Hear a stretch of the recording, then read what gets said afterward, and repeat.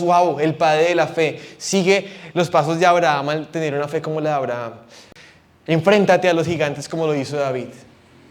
El hombre más sabio de la tierra sigue el ejemplo de Salomón. Mira los proverbios cómo están escritos. Los fracasos que tuvo Noé, emborrachado y desnudo. Abraham, el padre de la fe, que está dudando y que está mintiendo porque no le cree a Dios. A un Salomón que escribió tanta sabiduría, pero que no pudo vivir esa sabiduría.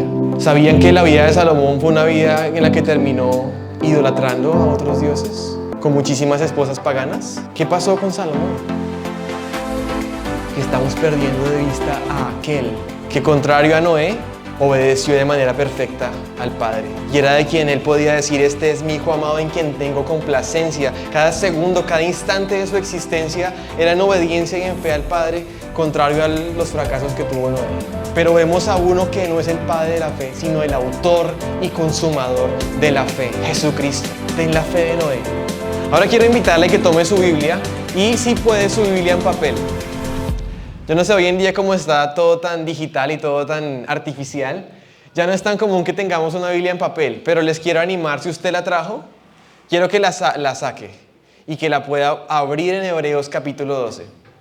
Vamos a usar el texto como nuestro guía de navegación, y de hecho le quiero recomendar mucho que utilice su Biblia en papel principalmente cuando esté estudiándola, cuando esté leyendo, porque tiene una ventaja muy especial, ¿saben? Y es que, como toda la escritura es inspirada por Dios, es decir que cada palabra que el Señor quiso que quedara en los originales, que vienen a nosotros en una traducción, pero hay palabras ahí que fueron inspiradas por Dios. O sea, el Señor no puso las palabras ahí por casualidad. Y la palabra del Señor es tan rica y tan poderosa que cada palabra tiene un peso y una carga impresionante. De hecho, cuando yo quiero subrayar una palabra en mi Biblia digital, ¿saben qué pasa? No puedo, porque apenas presiono el botón, me selecciona todo el versículo. Yo digo, ¿cómo puede ser que esto me quiera un reduccionismo tan grande a la hora de estudiar la palabra? En cambio, tú en tu Biblia en papel, ¿sabes qué puedes hacer? Puedes fijarte en cada palabra, ponerle hasta colores distintos a cada palabra, hacer anotaciones. Aún hasta puedes buscar y encontrar lo que has leído antes. Yo no sé si les ha pasado algo que uno quiere encontrar ese versículo que el Señor te habló, como que te desafía, y empiezas a buscarlo en el celular. Y das scroll, y todo se ve igual, y quién sabe cómo lo encuentras. Pero cuando vienes a tu Biblia en papel, tú más o menos sabes que estaba en tal libro, y además de eso que estaba en la parte superior derecha de la página y más o menos por este lado. Como que hay un ejercicio pedagógico importante ahí. Se lo recomiendo, de verdad. Ahora, con sus Biblias en sus manos, vamos a ir al capítulo 12 del libro de los Hebreos. Y antes de leerlo, quisiera ponerles un poco en contexto de unos temas que son transversales en el libro de los Hebreos, en la carta a los Hebreos, y que van a ser claves para entender el desenlace de este libro.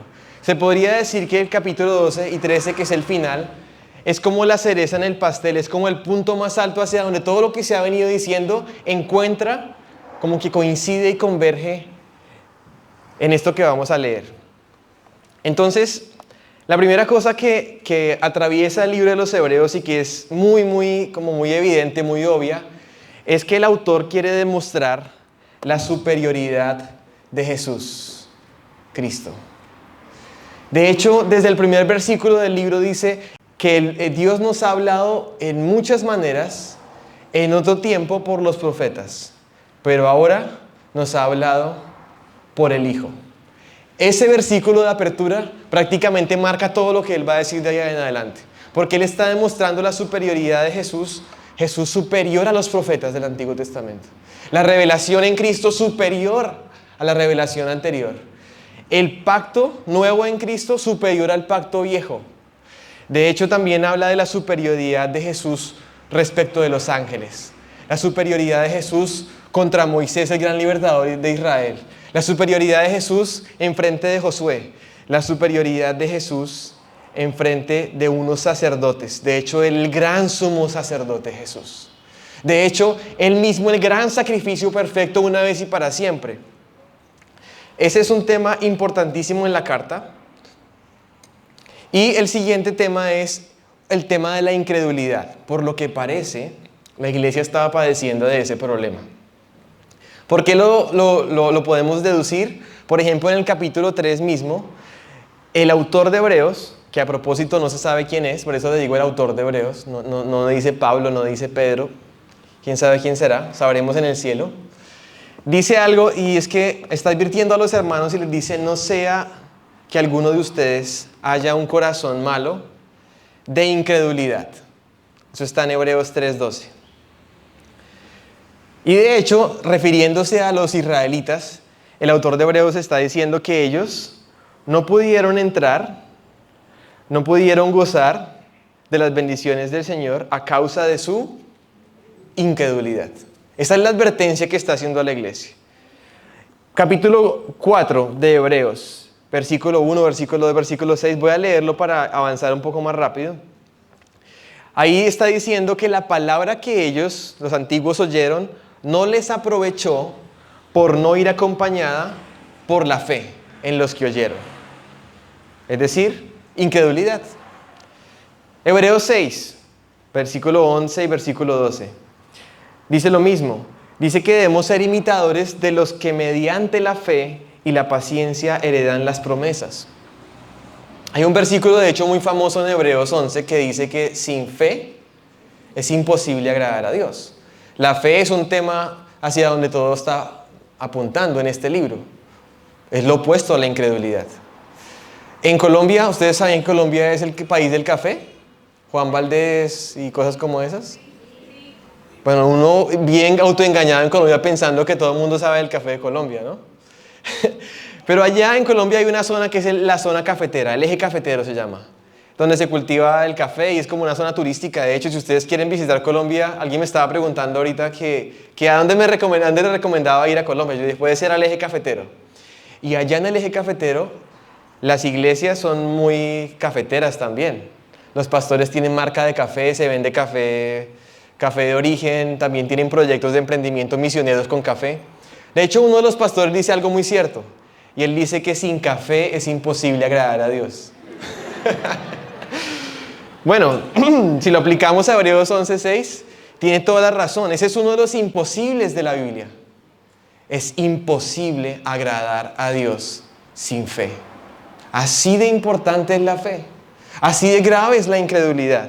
¿Me siguen?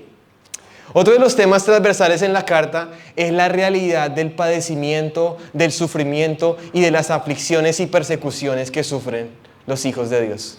La iglesia de los Hebreos, por lo que leemos en el capítulo 10, estaba sufriendo padecimientos, literalmente, Hebreos 10:32. También dice que habían sido hechos un espectáculo público en oprobios y aflicciones. Los habían humillado públicamente a estos hermanos. Además se dice que algunos estaban en la prisión, estaban encarcelados. Y además a otros les habían incautado sus bienes, despojo de sus bienes. Una especie de, ¿cómo se llama esto? Parece como en esos regímenes totalitarios. Estaba dura la situación, ¿no creen? Por lo que se está viendo acá. Así que teniendo en cuenta esas tres cosas, ustedes me van a ayudar a recordar. La primera, ¿cuál era? La superioridad de Cristo. La segunda, el tema de la incredulidad. Y la tercera, la realidad del padecimiento de esta iglesia. Ahora, cuando empecemos a leer Hebreos 12, capítulo 12, usted va a tener en cuenta esas tres cosas y vas a darte cuenta por qué esto es como un punto glorioso hacia donde el libro está desembocando todos sus temas. Versículo 1, Hebreos 12:1. Miren su Biblia. Por tanto, nosotros también, teniendo en derredor nuestro tan grande nube de testigos. El autor está poniéndonos en el escenario a nosotros. Hasta ese momento, el autor se ha gastado un capítulo entero, Hebreos capítulo 11, para contarnos de los héroes de la fe. De una serie de personas que son testigos como en un escenario deportivo. Imagínense un escenario deportivo en donde hay unas graderías, en donde hay un lugar en donde están los competidores, donde hay testigos observando y en donde nosotros somos los que estamos en el punto siendo observados por esa cantidad de testigos. Esa es la figura que él quiere representar, una especie de competencia deportiva. ¿Y quiénes son esos testigos que están observándonos? Y cronológicamente Hebreos 11 los describe empezando por Abel en Génesis capítulo 4, tan temprano como eso. Después pasando por Enoc, Génesis capítulo 5, Noé, Génesis capítulo 6, Abraham y Sara, capítulo 12 de Génesis, Isaac y Jacob, José, Moisés, Josué, hasta Rahab. Y él de hecho dice, el tiempo me faltaría para seguir hablándoles de más personas, como los jueces, como Sansón, como Barak, como David, como Samuel, como los profetas. Estoy en el versículo 33 de Hebreos 11 y léalo conmigo. Dice que esas personas por la fe conquistaron reinos, hicieron justicia, estoy leyendo versículo 33, alcanzaron promesas, taparon bocas de leones, apagaron fuegos impetuosos, evitaron filo de espada, sacaron fuerzas de debilidad, se hicieron fuertes en batallas, pusieron en fuga ejércitos extranjeros. Voy a pasar al 36. Otros experimentaron vituperios y azotes, a más de esto prisiones y cárceles. Fueron apedreados, aserrados, puestos a prueba, muertos a filo de espada, anduvieron de aquí para allá cubiertos de pieles de ovejas y de cabras, pobres, angustiados y maltratados, de los cuales el mundo no era digno, errando por los desiertos, por los montes, por las cuevas y por las cavernas de la tierra. Así que esos son los testigos. ¿Qué magnitud de testigos, no creen? Me estremece solamente de leer todas estas cosas, esas palabras tan extremas de esos testigos. Y saben, la palabra que está en el griego para describir o para traducir testigos es la palabra marturón. De hecho, la palabra mártir, que hoy en día la asociamos con una persona que es un muerto o una persona que sufre por su fe, es la misma palabra para esos testigos que han corrido la carrera, ellos, que ahora nos están observando a nosotros, que han sido testigos hasta su muerte. Y en esa carrera, una de las cosas que dice el autor es que necesitamos despojarnos del peso. Necesitamos despojarnos del estorbo que no nos deja correr esa carrera como deberíamos. Y a mí me llama mucho la atención pensar en algo, y es que los deportistas en la antigüedad, cuando competían, intentaban utilizar la menor cantidad de ropa. De hecho, competían desnudos para no tener absolutamente ningún peso sobre ellos, porque un peso sobre ellos iba a significar una diferencia entre ganar y perder, entre ser el primero o el segundo. De hecho, mi hermano Sebastián Páez, él es un aficionado al triatlón. Eso es un deporte que involucra natación, también ciclismo y atletismo, las tres cosas.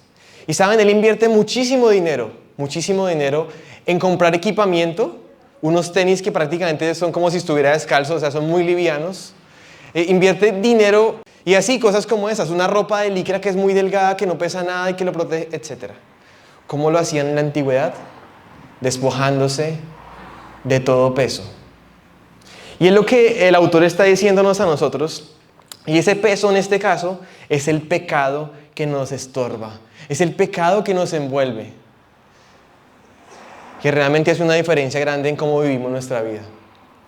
Y quiero decirles algo, es muy posible que el pecado al que se esté refiriendo es el pecado de la incredulidad.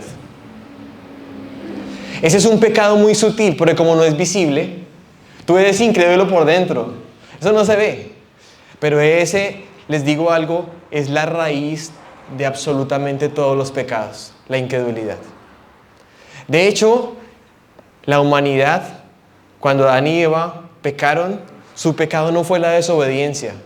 Yo muchas veces pensaba que era la desobediencia por haber tomado un fruto. No, la desobediencia fue la consecuencia de su pecado, que fue la incredulidad. Porque Dios les dijo algo y ellos no le creyeron a Dios. y actuaron contrario a lo que Dios les dijo y desobedecieron. Entonces es una incredulidad que te lleva al pecado, una incredulidad que te lleva a la desobediencia. Está en la raíz del pecado de la humanidad y es la incredulidad. Y yo te quiero empezar a retar en estos momentos a pensar en qué aspectos de tu vida no le estás creyendo al Señor. ¿En qué aspecto de tu vida no estás confiando en Él como deberías? ¿En qué aspectos de tu vida necesitas arrepentirte de pecados, despojarte de pecados? ¿En qué aspecto de tu vida necesitas desvestirte? Una vez puesto el escenario y nosotros en este escenario, ahora vamos a poner el siguiente paso y es el versículo 2, que es una persona. Es una actitud a la hora de correr esa carrera y es puestos, versículo 2, Hebreos 12:2. Mírelo en su Biblia si puede, no en la pantalla. Puestos los ojos en Jesús, el autor y consumador de la fe, el cual por el gozo puesto delante de él sufrió la cruz, menospreciando el oprobio, y se sentó a la diestra del trono de Dios. Consideren a aquel que sufrió tal contradicción de pecadores contra sí mismo, para que su ánimo no se canse hasta desmayar, porque aún no han resistido hasta la sangre en su lucha contra el pecado.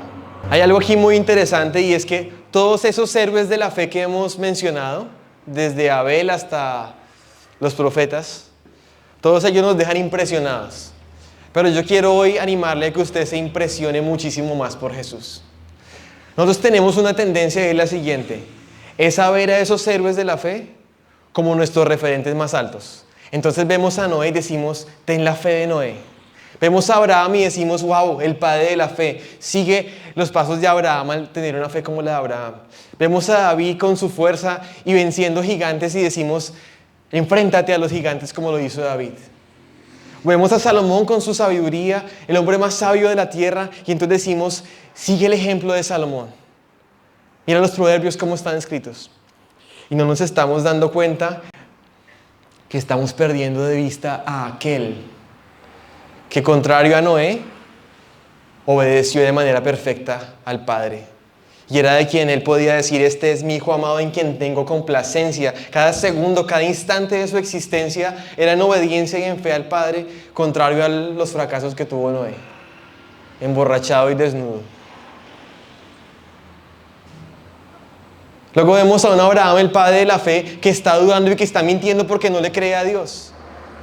Pero vemos a uno que no es el padre de la fe, sino el autor y consumador de la fe, Jesucristo. Aquel en quien vale la pena que pongas tus ojos primero.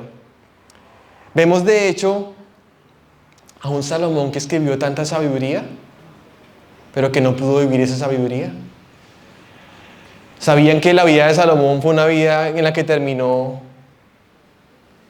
idolatrando a otros dioses, con muchísimas esposas paganas? ¿Qué pasó con Salomón? ¿No te das cuenta que debes poner tus ojos en alguien cuya sabiduría es mayor que la de Salomón? Que no solamente escribió la sabiduría, sino que prácticamente encarnaba todo lo que significaba la sabiduría. Ese es Jesús. Así que no nos equivoquemos a la hora de mirar nuestros referentes. No nos equivoquemos a la hora de ver quién es la cima de todos esos héroes de la fe. ¿Quién es el héroe de los héroes? ¿Quién es el mártir de los mártires? ¿Quién es el testigo fiel y verdadero? Jesús. Y ahí quiero ir al siguiente punto, y es que el autor de Hebreos utiliza la palabra Jesús. Hoy en día nosotros, cuando nos referimos al Hijo de Dios, a Cristo o a Jesús, pareciera que estamos usando términos que son sinónimos. Y no es así. Se refieren a la misma persona, sí, pero cada uno de esos términos, Jesús, Cristo o Hijo de Dios, se refiere a aspectos distintos de esa persona. Entonces, no es casualidad que el autor de Hebreos hubiera escogido la palabra Jesús para que tú pongas tus ojos en Jesús. ¿A qué me refiero? Jesús es un nombre humano. Así como mi nombre es José, o como el nombre del pastor Alan es Alan. Y así, es un nombre humano. Ese nombre Jesús no existía en la eternidad. En la eternidad existe el Hijo de Dios, que se hizo hombre y en su humanidad le pusieron un nombre humano que es Jesús, que tiene un significado, claro que sí, pero ese nombre es un distintivo de su humanidad, la humanidad del Hijo de Dios. De hecho, Cristo es un título, no es un nombre, sino un título de Mesías, ungido, como un rol ministerial, así como le decimos al pastor, Pastor Alan, pastor, es como su rol, no es su nombre. Alan es su nombre. Entonces, Cristo es el título y Jesús es el nombre personal de un ser humano, es decir, el Hijo de Dios encarnado. ¿Por qué me tomo el tiempo de explicarles esto? Porque una de las cosas que el autor de Hebreos está mostrando en todo este libro, ¿saben qué es?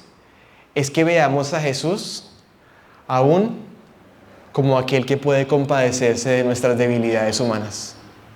Aquel que se hizo hombre, no aquel que está, digamos que en un trono y en una especie de esfera inmaterial, que no se puede compadecer de nosotros, que no es empático contigo, que entiende lo que es sufrir hambre, lo que es sentir dolor, lo que es caminar en un mundo caído, lo que es sufrir la contradicción en este mundo, la contradicción de pecadores, lo que es ser tentado.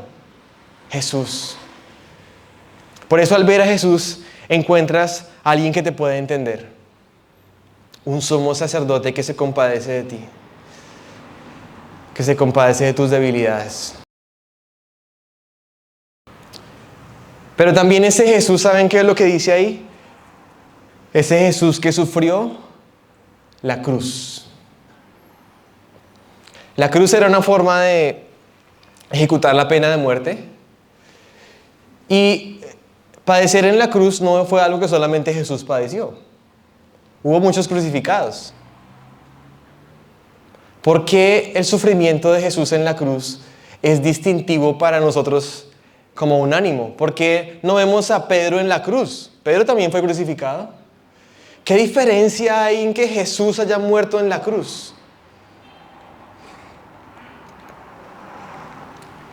Una diferencia sustancial es que cualquier crucificado, excepto Jesús, habría pecado y merecía la muerte por sus pecados. Todo crucificado y de hecho toda persona que sufre en este mundo es un pecador sufriendo. Es una mala persona que le están pasando cosas malas. Pero en el caso de Jesús, fue el único momento en toda la historia que a una persona buena le pasaron cosas malas. Fue el único momento en la historia en que una crucifixión fue completamente injusta. Porque era el justo que murió por los injustos para llevarnos a Dios.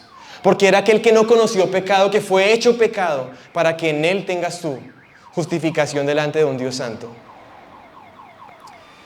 Y ese Jesús, siendo quien él era, o sea, el perfecto, el santo, el Hijo de Dios, sufre la cruz. La forma más horrible de morir. En su tiempo, y yo creo que en todos los tiempos de la historia, por todo lo que implicaba. Era una pena de muerte que tenía la intención de hacerte morir de una manera terrible. Que tenía la intención de humillarte hasta lo más bajo. Porque buscaban poner la cruz en un lugar que fuera público, en donde toda la gente que entrara a Jerusalén o que entrara al lugar pudiera darse cuenta lo que le pasaba a los enemigos del imperio. Pudiera darse cuenta y que fuera como una especie de escarnio público para los demás. Además de eso, eran crucificados no con taparrabos. Uno ve en las películas que los crucificados tenían taparrabo, como una especie de calzoncillo. Eso es porque no pueden mostrar desnudos en las películas. Pero el crucificado, ¿saben cómo lo crucificaban? Sin taparrabos. Desnudo. Para aumentar la vergüenza al ser sacrificado. Además de eso, a Jesús le pusieron una corona de espinas como una forma de burlarse del supuesto rey de los judíos. El rey de reyes, siendo burlado por ser el rey de reyes. El que realmente era el rey de los judíos y tenían una inscripción que decía rey de los judíos como una burla de Pilato hacia él y hacia los judíos. Muriendo con los peores criminales, como si fuera un criminal más, y a manos de gentiles y pecadores, esos romanos y esos sacerdotes o esos líderes judíos. Así que considerando a Jesús y poniendo nuestros ojos en Jesús, que fue a la cruz, tenemos que entender algo también muy importante. Y es que lo que dice el versículo ahí dice que Jesús, el cual por el gozo puesto delante de él, sufrió la cruz. Y aquí quiero poner en contraste algo, y es el aspecto del presente y el aspecto del futuro. Miren esto. Jesús fue a la cruz y sufrió en la cruz. Digamos, ese era su momento presente de sufrir la cruz. Pero había algo que él estaba viendo adelante de él. ¿Qué era? El gozo. El mismo Jesús es un ejemplo de cómo sufrir y cómo padecer correctamente. Teniendo en cuenta que el sufrimiento, es decir, la cruz, no iba a ser todo el tiempo. Era un momento. Teniendo en cuenta el gozo que hay delante de ti. Por eso yo te quiero animar a padecer o a sufrir con gozo. O sea, con esperanza futura. Así como Jesús. Y dice ahí que Jesús también dice que menospreciando el oprobio, y se sentó a la diestra del trono de Dios. Lo mismo, vuelve y dice, en el presente que hizo Jesús, sufrió el oprobio, o sea, deshonra, vergüenza, humillación, afrenta, injuria, infamia. Yo no sé cuál de esas palabras le suena más a usted. Sufrió eso, oprobio. En el presente estaba sufriendo esto y él menospreció el oprobio. ¿Por qué razón? Porque se iba a sentar a la diestra del trono de Dios. Si ven ese aspecto presente del oprobio, pero un aspecto futuro de glorificación, de exaltación de él. Y por eso necesitamos considerar a Jesús. Y quiero resumirlo de esta forma. Considerar a Jesús como aquel que es el autor y consumador de la fe. Que fue obediente por la fe, o sea, obedeció al Padre, le creyó al Padre, fue enviado por el Padre hasta la muerte de cruz. Es una fe viva. Menospreció el oprobio. ¿Qué es menospreciar? Menospreciar. O sea, como valorar algo por menos de lo que realmente es. Desvalorar. El Señor menospreció. ¿Qué menospreció? El oprobio. ¿Sabes cuál es nuestra actitud más común cuando somos objeto de oprobio? O sea, de burla o de deshonra, vergüenza, humillación. Nosotros no menospreciamos eso. Más bien lo apreciamos tanto que decimos, conmigo nadie se mete. ¿Cómo es posible que me estén tratando así? A mí me respetan. Porque somos tan orgullosos que no vamos a menospreciar. Pero aquí el ejemplo del Señor Jesús nos está diciendo, esto es lo que debes hacer ante el oprobio. Sigue el ejemplo de Jesús. No lo veas. Sí es grave, claro. Es grave que te menosprecien. Sí lo es. Pero sigue la actitud de Jesús. No le des tanta importancia a eso. Porque si no estás tú en el centro de tu orgullo intentando defenderte. Menospreciar. Jesús, ¿qué más hizo? Sufrió con esperanza. Viendo hacia el gozo, viendo hacia una exaltación futura. Jesús, ¿qué más hizo? Sufrió la contradicción de pecadores. Jesús, ¿qué más hizo? Sufrió hasta la sangre. Y de hecho es una forma de darnos aliento a nosotros como cristianos. Porque dice, ustedes hebreos, ustedes iglesia constructores, ustedes todavía no han tenido que sufrir hasta la sangre en su lucha contra el pecado. O derramar su sangre. Aunque si fuera necesario derramar nuestra sangre, deberíamos estar dispuestos. El viernes vino un ministerio aquí a hablar a los jóvenes que se llama La Voz de los Mártires. Ellos dijeron una frase que me llamó mucho la atención, hablando de los mártires. Y decía él, no todos estamos llamados a morir como un mártir, pero sí todos estamos llamados a vivir como un mártir. De hecho, imitando a Jesús, el más grande de ellos. Habiendo puesto el escenario, habiendo puesto al objeto de nuestra fe, Jesús, que sufrió la cruz. Ahora vamos a avanzar un paso más al versículo 4. Versículo 5, perdóname. Dice el versículo 5: y habéis ya olvidado la exhortación que como a hijos se os dirige diciendo: hijo mío, no menosprecies,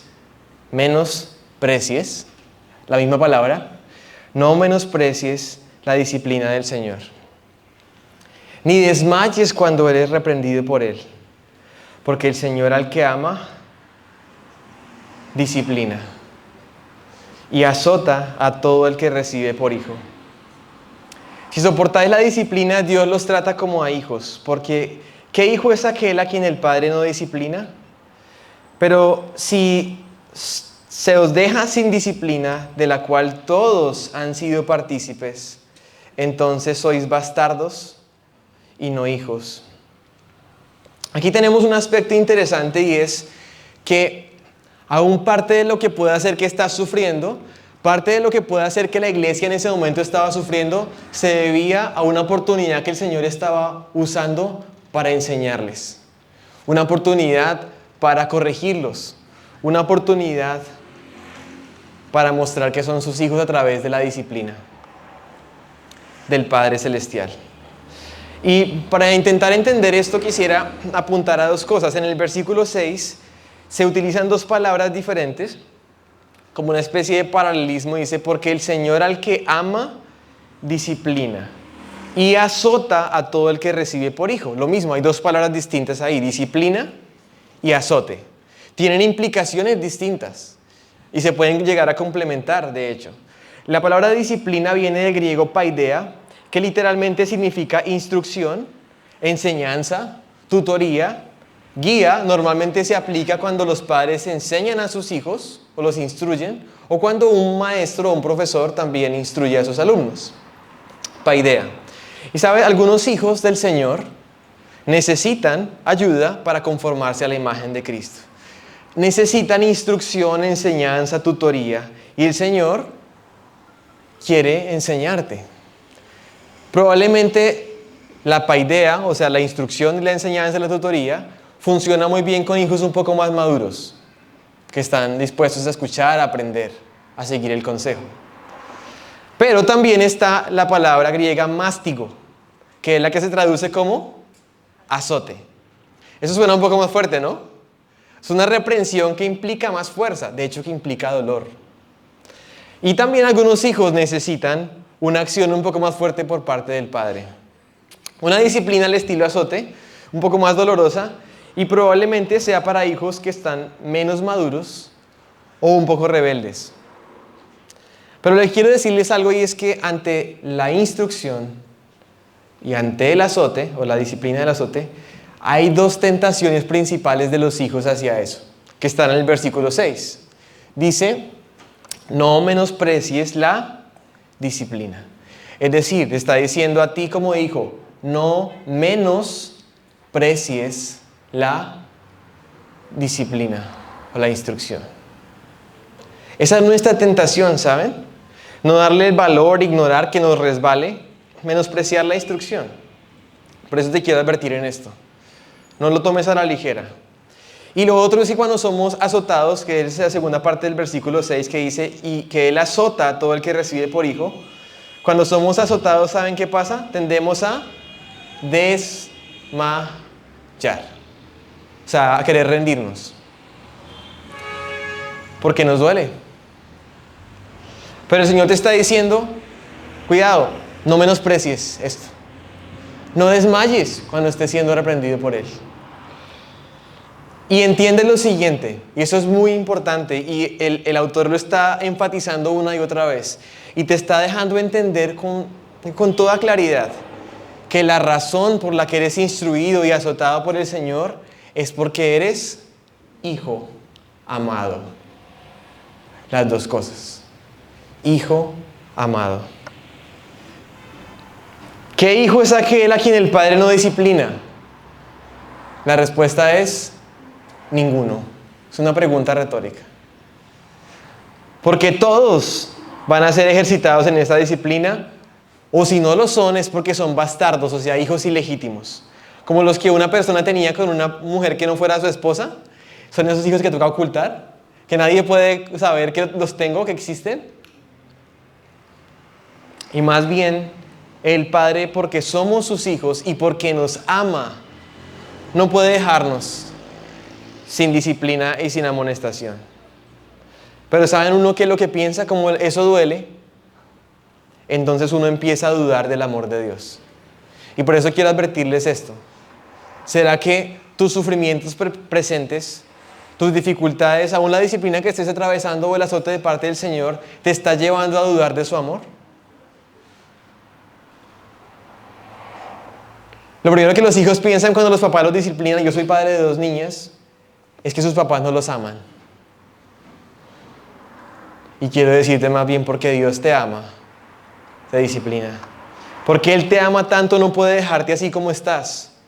Porque Él te ama tanto, quiere que crezcas en tu fe. Quiere enseñarte a obedecer. Si el mismo Señor Jesús aprendió a obedecer por medio de lo que sufrió, y no porque Jesús hubiera pecado, sino que en su humanidad necesitamos aprender la obediencia. Y Él mismo lo modeló. El Señor nos ama tanto que quiere que vivas al obedecerle, que disfrutes de las bendiciones que Él te quiere dar. No puede ser más amoroso contigo que al mostrar su intención en corregirte. No puede querer un mejor futuro para ti que participes de su santidad. En otras palabras, te ama tanto que quiere formar la imagen de Cristo en ti. No puede haber una cosa más alta que Dios quiera en ti que formar el carácter de Cristo en tu vida. No hay nada más glorioso que un ser humano pudiera experimentar que ser conformado a la imagen del Hijo. Que los hijos adoptados puedan ser conformados a la imagen del Hijo unigénito. Ahora, habiendo visto este aspecto de la disciplina y el azote, y de un padre que ama a sus hijos, ahora quisiera también mostrarles cómo el autor de Hebreos nos apunta a que la misma disciplina y azote también tiene un aspecto presente y futuro que necesitamos entender. Versículo 11, vamos a leerlo juntos. Dice, es verdad que ninguna disciplina al presente parece ser causa de gozo, sino de tristeza presente. Pero después da fruto apacible de justicia. ¿A quiénes? A los que en ella han sido ejercitados. Así que en este punto necesitamos aprender a atravesar la disciplina con esperanza futura. A no ahogarnos en la tristeza presente y en el dolor presente, sino a considerar que eso va a tener fruto. A considerar que eso va a resultar para bien. Eso nos lleva a recordar a Cristo, el gozo puesto delante de Él, la glorificación de estar sentado a la diestra del Padre.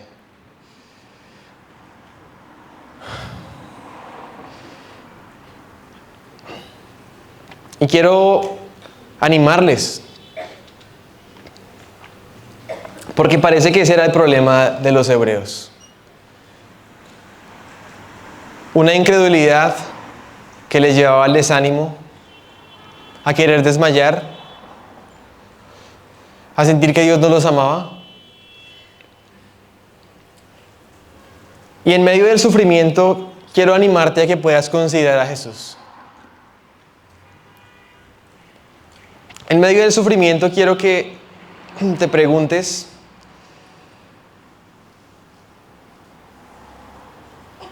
si sientes que hay personas tan difíciles, pecadores, de verdad, difíciles, que ya no soportas más, que quisieras morirte, o de pronto dejar de existir, como desmayarte. Puede ser un hermano o una hermana tuya, de sangre, o puede ser un hijo o una hija, puede ser un esposo o una esposa. Así de cerca pueden estar los pecadores que nos hacen la vida imposible. A propósito, tú no eres una perita en dulce. ¿Sí me entienden lo que significa eso? ¿Perita en dulce?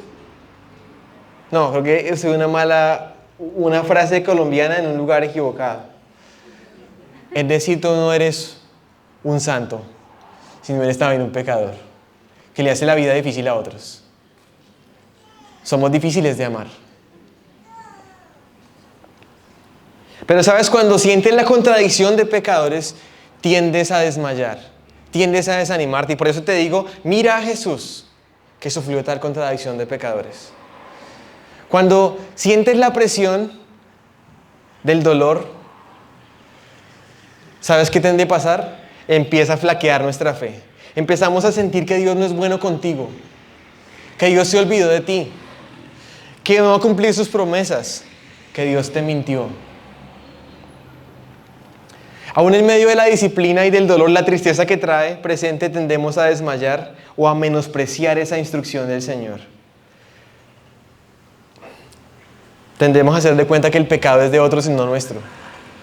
Y por eso te digo, ¿cuál pecado el Señor te está llamando a despojarte hoy? Cuando ves a Cristo. Y el llamado de hoy es aprender de Cristo. Es a dejarte ser formado por Él, por el Padre. Es a que veas lo que está pasando en tu vida como algo que el Señor está haciendo para bien. Dice Romanos 8, un versículo de los más famosos, que a los que aman a Dios, todas las cosas les ayudan para bien. ¿Por qué razón? Porque hay un propósito por el cual Él nos llamó. ¿Y saben por qué las cosas ayudan para bien? Porque Él está utilizando cada cosa en tu vida, aún el dolor y el sufrimiento, y aún la disciplina, para formar a Cristo en ti. Para que seas conformado a la imagen de su Hijo. Por eso entonces puedes estar agradecido por cosas terribles, como el dolor, como la enfermedad, como la persecución, como la contradicción de pecadores. Aún puedes agradecer por la cruz. Algo tan horrible como la cruz. ¿Cómo es posible que agradezcamos por la cruz? Por la muerte del crucificado. Porque hay una gloria más grande que eso. Ese no fue el final, sino fue un paso para la exaltación del Hijo de Dios. Considera a Jesús, pon tus ojos en Él y no te desanimes. Despójate hoy, no esperes otro día, hoy del pecado que te está enredando. Reconoce ese pecado, arrepiéntete de ese pecado, llora por ese pecado que tan fácilmente nos enreda y confía toda tu vida a Dios. Eso es la fe. En el libro de Hebreos hay una parte donde dice un imposible para Dios. Ustedes saben que Dios es omnipotente, es decir, que Él todo lo puede. Pues les voy a contar una cosa que es imposible para Dios. No es una herejía, tranquilos, está en el libro de Hebreos. Es imposible que Dios mienta. Por esa razón, cada vez que tú no confías en Él, es un pecado tan grave. Porque estás desconfiando de aquel que es tan fiel, de aquel que es tan veraz, de aquel que cumple sus promesas. Yo creo que cada vez que no le creemos al Señor, el Señor le escurren las lágrimas si tuviera lágrimas. De decir, ¿por qué no me crees? ¿Por qué no confías en mí? ¿Por qué no crees a mis palabras? Es porque no crees que yo soy bueno. Es porque crees que soy un mentiroso. Ese es el reto. Un reto de ver a Cristo y sufrir con esperanza. Oremos. Padre, gracias. Gracias porque tú nos desafías. Tú nos llevas a un lugar en donde quizás no estamos cómodos, pero en donde quieres formar en nosotros a tu Hijo, Jesús. El carácter de Cristo en nuestra vida. Gracias porque pudieras no incomodarnos, pudieras dejarnos quietos, pero no lo haces porque eres amoroso para con nosotros. Aún dispones las cosas y quieres ciertas situaciones en nuestra vida para nuestro bien, porque ahí afloran cosas que necesitamos despojarnos. Ahí afloran pecados que quizás ni siquiera nos habíamos dado cuenta.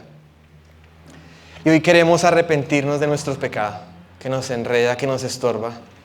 Despojarnos de ese peso que no nos deja andar como tú quisieras. Pedirte perdón por nuestra falta de fe, por nuestra incredulidad, por no confiar como deberíamos en ti, por no verte a ti, Jesús, Cristo, el Hijo de Dios, que se entregó por nosotros en la cruz. Perdónanos por dudar de tu bondad, por menospreciar tu instrucción, por querer desmayar cuando nos enseñas, o cuando estamos atravesando dificultades, por olvidarnos de que tú estás con las manos en nosotros por amor. Gracias por eso. Y mi oración es para que tú sigas edificando esta iglesia. Confiamos en eso, que la obra que has empezado en ellos la perfeccionarás hasta el día de Jesucristo. Y gracias por esa garantía que tenemos, que es un Salvador poderoso. Ni siquiera nuestra gran fe, sino nuestro gran Salvador en quien nuestra pequeña fe se deposita. Queremos entregarnos en tus manos y confiarte todo lo que somos. Gracias por amarnos como tus hijos, por adoptarnos en Cristo. En el nombre del Padre, del Hijo y del Espíritu Santo. Amén. Amén. Gracias, iglesia. Dios les bendiga.